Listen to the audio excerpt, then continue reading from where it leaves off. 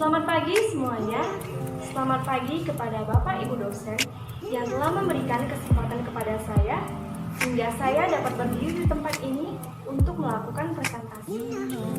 Bagaimana kabar dan keadaannya saat ini? Semoga kita tetap baik-baik saja dan kita tetap dalam lindungan Tuhan. Pertama-tama, marilah kita panjatkan puji dan syukur kehadirat Tuhan Yang Maha Esa, karena atas berkat dan rahmat-Nya lah kita dapat berkumpul di tempat ini bersama-sama untuk menyaksikan presentasi yang sebentar lagi akan saya sajikan.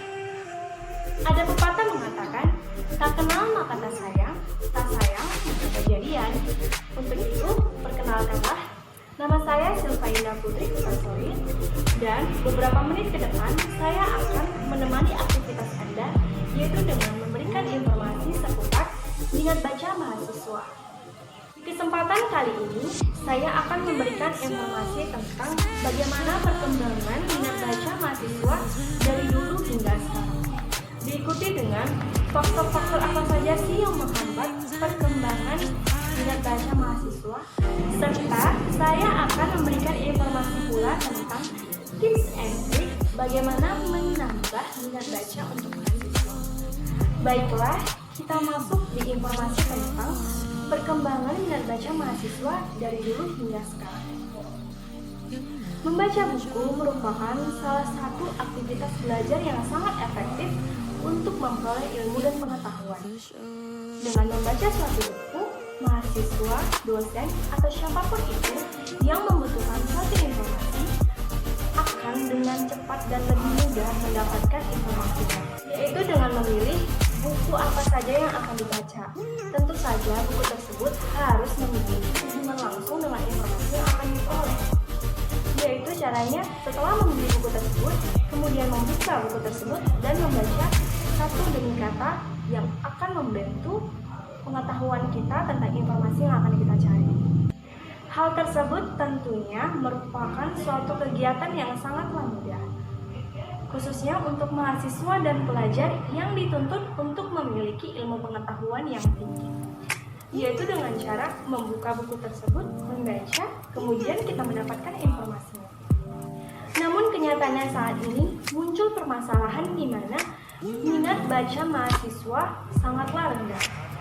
Hal tersebut terbukti dalam situs internet yang mengatakan bahwa tingkat baca mahasiswa atau minat baca mahasiswa di Indonesia sangat rendah.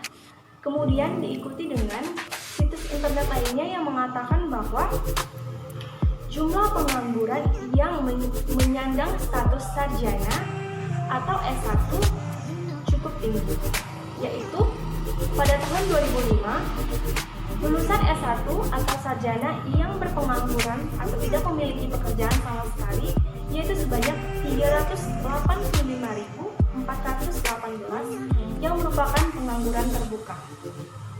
Ada asumsi yang mengatakan kemungkinan pengangguran itu bisa terjadi dikarenakan pada saat waktu kuliah, mahasiswa tersebut malas membaca dan menulis, dan apabila ada tugas yang diberikan dosen pada saat kuliah, dia akan menyuruh orang lain untuk mengerjakannya atau dia menggunakan jasa sewa tulis.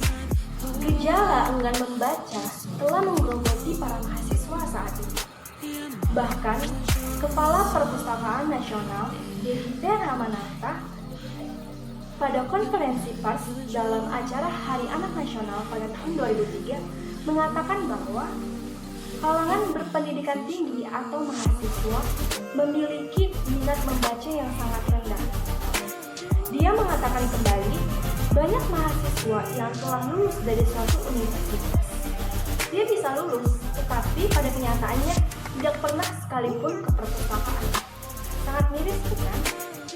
Mahasiswa yang malas dan tidak memiliki minat membaca inilah yang menjadi gejala umum atau penyebab utama yang sedang bersarang pada mahasiswa saat ini. Itulah beberapa informasi mengenai perkembangan minat baca mahasiswa dari dulu hingga sekarang. Baiklah, kita akan masuk ke informasi tentang faktor-faktor apa saja sih yang menghambat minat baca mahasiswa. Faktor utama yang paling besar berpengaruh atau yang paling sangat signifikan berpengaruh adalah yaitu berasal dari dalam diri mahasiswa tersebut, ditujukan dengan minat membaca yang tidak ada atau kegemaran membaca yang sangat rendah.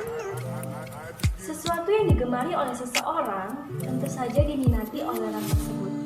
Nah, jika seorang mahasiswa gemar dalam membaca, tentu saja ia memiliki minat membaca yang cukup tinggi.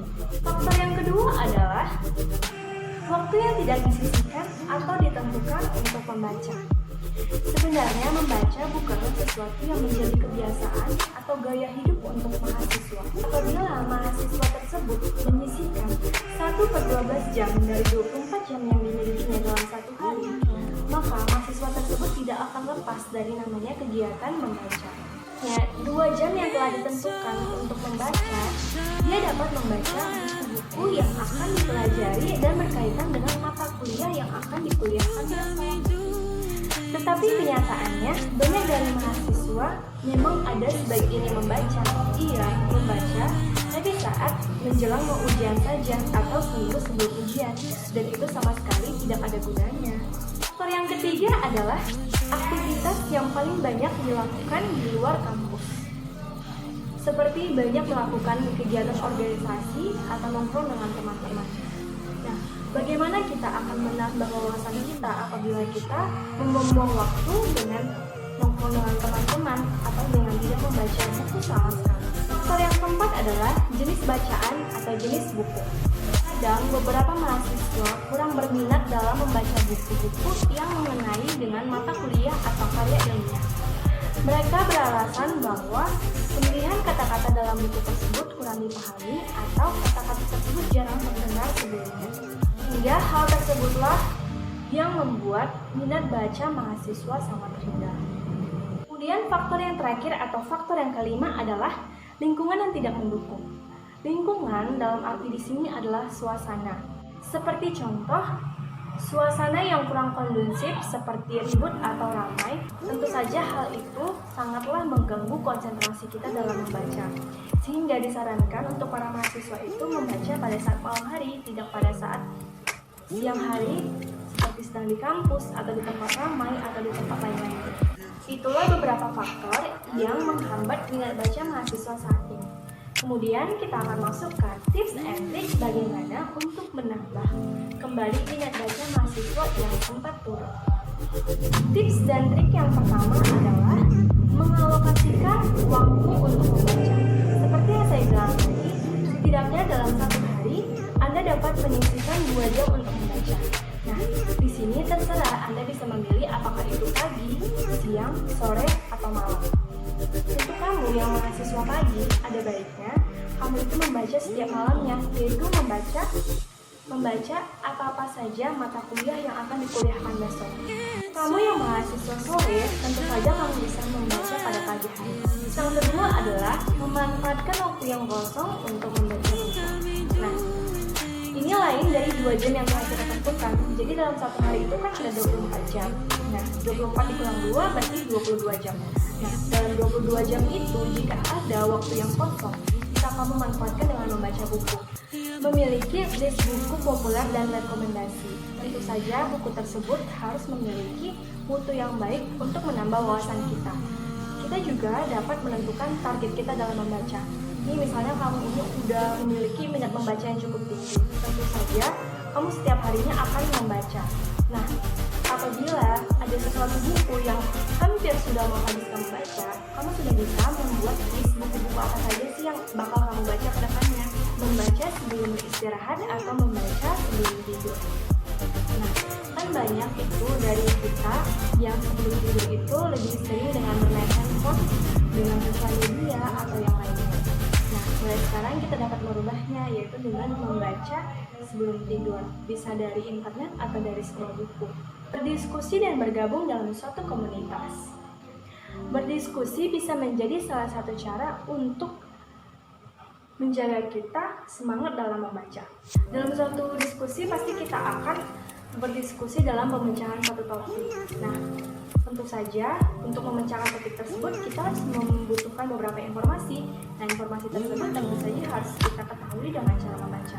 Jadi, berdiskusi ini memang sangat membantu dalam menjaga semangat kita untuk tetap terus membaca. Menurut saya, sangat tidak ada ruginya apabila kita sangat senang dalam membaca. Gak usah takut kalau misalnya ada orang yang menganggap kamu itu orang yang aneh atau kutu buku karena terkesan sering membaca.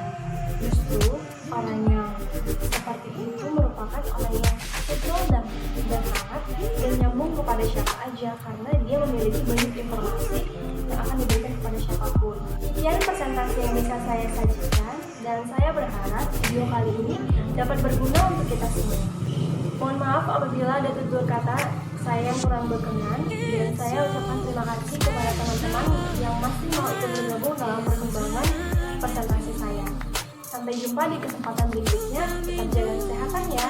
Dadah.